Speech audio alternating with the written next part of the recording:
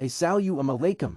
Dear viewers, today we speak to you from our YouTube channel, Darhaka QAd. We also run a regular segment titled A Scream from Prison, which is usually aired on our other channel.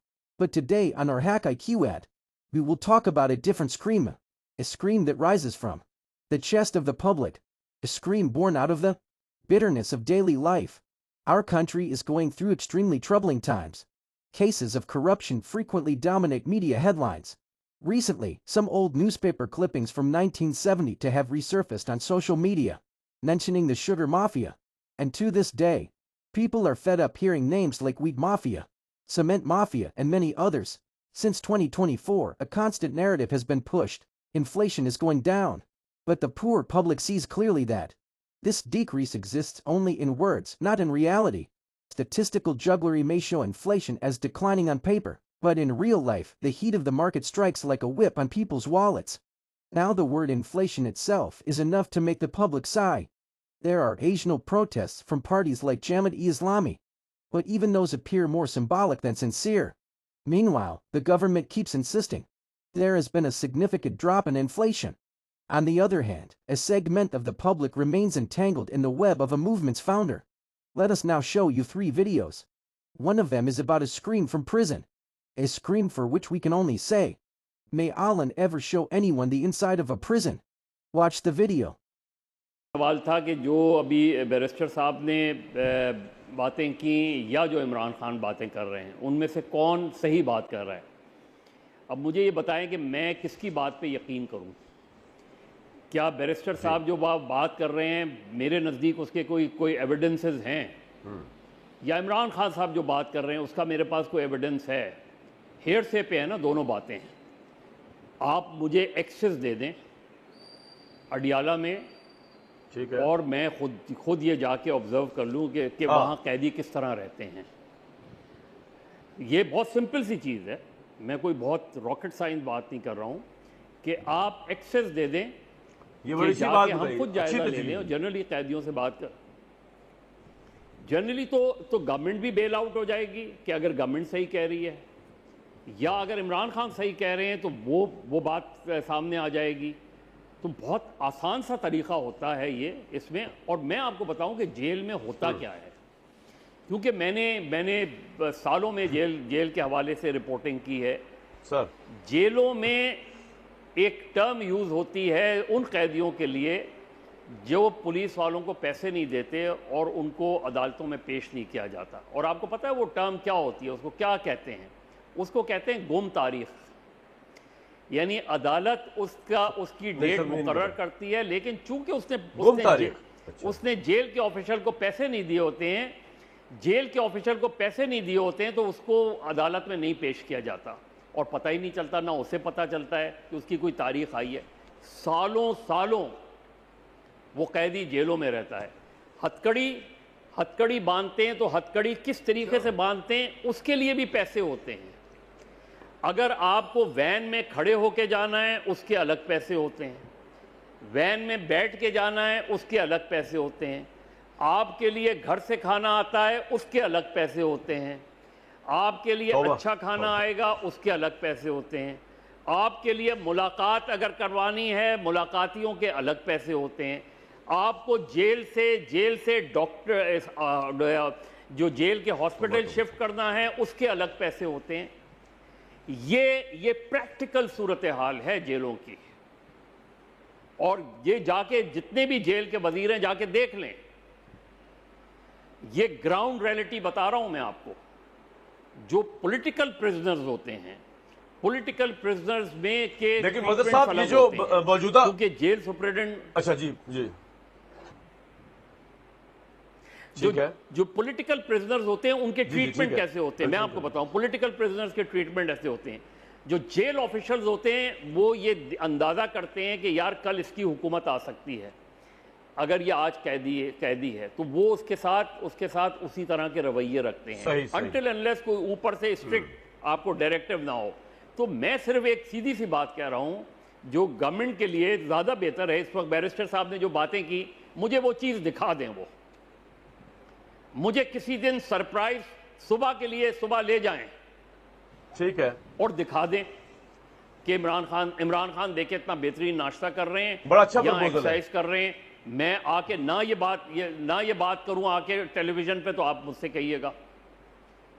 और अगर इमरान खान दुरुस्त कह रहे हैं तो government अपने रवैये पे नजरसानी करे बिल्कुल ठीक। उसमें। यस, हमारे यहाँ देखे पॉलिटिकल जो बड़े प्रेसिडेंट्स होते हैं ना, मैं बता रहा हूं, खान अब्दुल वली खान जैसे लोग जो थे, उन्होंने ना कभी घर के खाने की फरमाइश की। उनका तो एक किस्सा मशहूर है कि घर रात को बारिश हो रही थी, उनकी बैरक में पानी टपक रहा था, वो शख्स सारी रात एक कोने में चादर डाले बैठा रहा। दूसरे दिन जेल सुपरिटेंडेंट ने आके कहा, खान साहब आप मुझसे कह देते। उन्होंने कहा, मैं आपको रात को क्यों तकलीफ देता।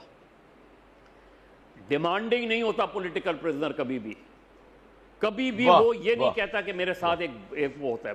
वो जो होता है वो बिल्कुल मुख्तलिफ अच्छा। लोग होते हैं। तो असल चीज ये कि मैं गवर्नमेंट की स्टोरी उस वक्त तक बाय नहीं करूंगा जब तक मैं ये चीज आंखों से ना देख लूं। मैं इमरान खान की स्टोरी भी बाय नहीं कर रहा, लेकिन डिमांडिंग प्रिजनर है, पॉलिटिकल प्रिजनर जी।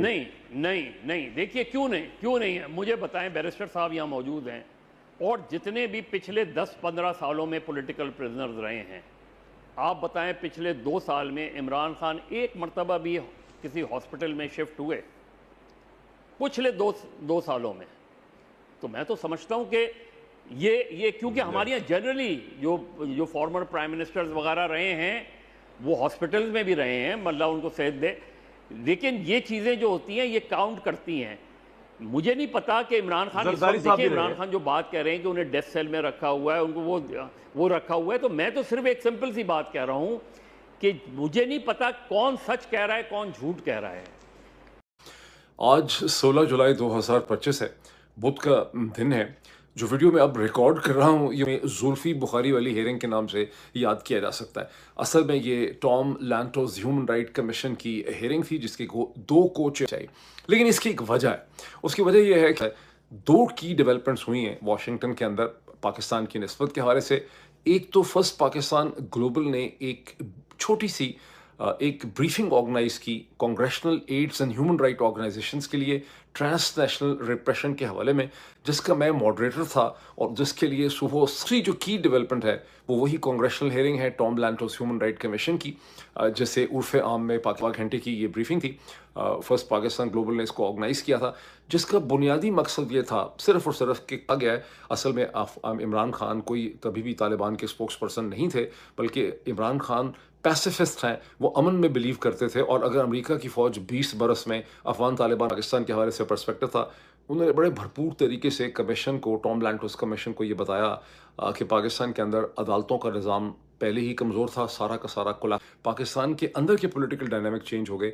इसी तरह से डोनाल्ड ट्रंप ने जब जनरल आसिम मुनीर को एम्ब्रेस किया और उनको एक्सेप्ट कर लिया as the man in charge of Pakistan, जब उन्होंने कहा कि शहबाज शरीफ, आसिफ जरदारी ये लोग सब मैटर नहीं करते, जो बंदा मैटर करता है वो जनरल आसिम मुनीर है, तो जो पॉलिटिकल इक्वेशन है पाकिस्तान के हवाले से अमेरिका के अंदर वो चेंज हो गई है। वो पाकिस्तानी कम्युनिटी के लिए भी चेंज वापस आ गई है, इंक्लूडिंग इमरान खान। अब आप देखेंगे आने वाले चंद दिनों और हफ्तों में, जैसे कहते हैं ना पर निकलने लगेंगे, आप देखेंगे मजीद एक्टिविटी आपको होते यहाँ पर नज़र आएगी। अच्छा, इसमें यह भी देखना चाहिए, जब लोग कहते हैं कि जी वो क्या निकला नतीजा, जनरल आसिम मुनीर ने आके मुलाकात उनकी हो गई लंच की। पाकिस्तान की इस्टेब्लिशमेंट ऑफ फौज ने अमेरिका की पॉलिटिकल स्पेस जो उनकी लूज़ हो गई थी जब हाउस रेजोल्यूशन 901 आया, उसको रीगेन करने के लिए उन्होंने बहुत स्ट्रेटिजिकली, साइंटिफिकली, मैथमेटिकली सोच समझ के उन्होंने बहुत ज़्यादा मेहनत और इन्वेस्टमेंट की है। चूँकि Pakistani American community on the other hand एक एमॉर्फस क्राउड था, जिसमें साउथ में, ईस्ट में, नॉर्थ में, अप एंड डाउन हर तरफ डिफरेंट छोटे छोटे ग्रुप्स या इंडिविजुअल्स थे, जबकि पाकिस्तान की इस्टेब्लिशमेंट ने एक ऑर्गेनाइजेशनल माइंडसेट से अपनी इन्वेस्टमेंट की। उन्होंने पाकिस्तानी अमेरिकन को भी यूज़ किया, उन्होंने लॉबिस्ट हायर किए, लॉबिस्ट ने उनको मशवरे दिए, उन्होंने कहीं मादनियात ऑफ़र कर दिए, कहीं उन्होंने रियल एस्टेट की डील्स ऑफ़र की, कहीं उन्होंने क्रिप्टो करेंसी ऑफ़र की, कहीं उन्होंने रेयर अर्थ की बात कर दी, कहीं उन्होंने जंग का फ़ायदा उठा लिया। तो उन्होंने बड़ी मेहनत की है और जो अभी हम देख रहे हैं वो उसका रिजल्ट है। तहम जो एक हनीमून की कैफियत है ये कोई हमेशा चलनी नहीं है, क्योंकि एक तो मसाइल बहुत ज़्यादा हैं। एक तो डोनाल्ड ट्रंप की शख्सियत बड़ी लाउबाली किस्म की है, वो बहुत अनप्रडिक्टेबल है। लेकिन अगर वो अनप्रडिक्टेबल ना भी हों तो जनरल आसिम मुनीर और डोनाल्ड ट्रंप के दरमियान बहुत सी उम्मीदें, बहुत सी एक्सपेक्टेशंस हैं और उन सब की डिलीवरी करना अगले चंद महीनों में वो कोई बहुत आसान नहीं है और उसमें दोनों साइड से बड़ी फ्रस्ट्रेशन बिल्डअप हो सकती है और किसी भी वक्त ये इक्वेशन जो है हनीमून की, ये डिस्टर्ब हो सकती है। तो बहरहाल इसको इस हिसाब से देखने की ज़रूरत है। अब मैंने एक और बड़ी अजीबोगरीब किस्म की चीज़ देखी जिसको मैं देख के हैरान परेशान रह गया और उस पर कॉमेंट करना मैं समझता हूँ बहुत ज़रूरी है। मैंने एक वीडियो देखी है, उस इज़्तिराब की वजह आलिया हमज़ा नहीं हो सकती।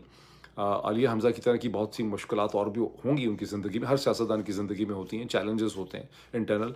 यहाँ असल मसला ये है कि जो एक अनमूविंग नॉन मूविंग फोर्स है वो GHQ और पाकिस्तान के जर्नैल साहिबान हैं जिनकी डिमांड्स और जिनके डॉक्ट्राइन्स, उनकी नीड्स बिल्कुल स्टैटिक हैं और उनके साथ बहस नहीं हो सकती, उनसे लड़ाई नहीं हो सकती। फ्रस्ट्रेशन वहाँ से बिल्डअप होती है जैसे एक आदमी बेचारा जिसको 3-4-5-6 दिनों की उनको अपने पुराने अहबाब, जो उनके पुराने अच्छे दोस्त हैं, उनके साथ बैठना चाहिए, गप लगानी चाहिए, कैथारसिस करना चाहिए। बिकॉज ये स्टेट ऑफ माइंड जो देखने में आई है उस वीडियो से, ये खासी ख़तरनाक है और ये आलिया हमज़ा रिलेटेड नहीं है क्योंकि इसका अब ये स्टेट ऑफ माइंड जब उनकी एक्सपोज हो गई है तो हर शख्स उसका फ़ायदा उठाने की कोशिश करेगा। अभी इतना ही, फिर आपसे मुलाकात होती है। Thank you. अमीर जमात इस्लामी हाफिज नईमुर रहमान ने चीनी माफिया, बिजली और पेट्रोल की कीमतों में इजाफे के खिलाफ जुमा को एहतजाज का ऐलान किया। लाहौर में प्रेस कॉन्फ्रेंस में उनका कहना था शुगर मिल्स माफिया में हुकूमत के लोग भी शामिल हैं। परसों जुमे को पूरे मुल्क में एहतजाज किया जाएगा इस जुल्म के खिलाफ, शुगर माफिया के खिलाफ और हुकूमती सरपरस्ती के खिलाफ, बिजली की कीमतों में इजाफे के खिलाफ, महंगी बिजली के खिलाफ और इसी तरह से पेट्रोल की कीमतों में इजाफे के खिलाफ। चीनी इस वक्त पिछले जनवरी से लेकर अब तक इसमें 60 रुपये फ़ी किलो का इजाफा हो गया है। इन्होंने बहुत बड़े पैमाने पर शुगर मिल माफिया, जिसमें इनकी हुकूमतों के लोग भी शामिल हैं, इन्होंने बहरान पैदा किया है और बहरान पैदा करके अब ये कहते हैं कि हम चीनी को इंपोर्ट करेंगे। इस चीनी माफिया के खिलाफ और ये कौम के ऊपर जुल्म के खिलाफ हम एहतजाज करेंगे। हम बिजली के हवाले से बहुत वाज़ेह तौर पर ये बात कहना चाहते हैं कि बिजली की कीमतों में बुनियादी टैरिफ में कमी होनी चाहिए।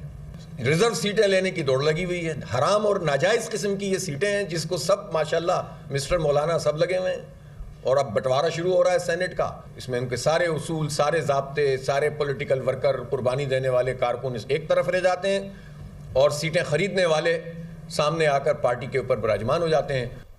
If you like it, don't forget to like, share, and subscribe.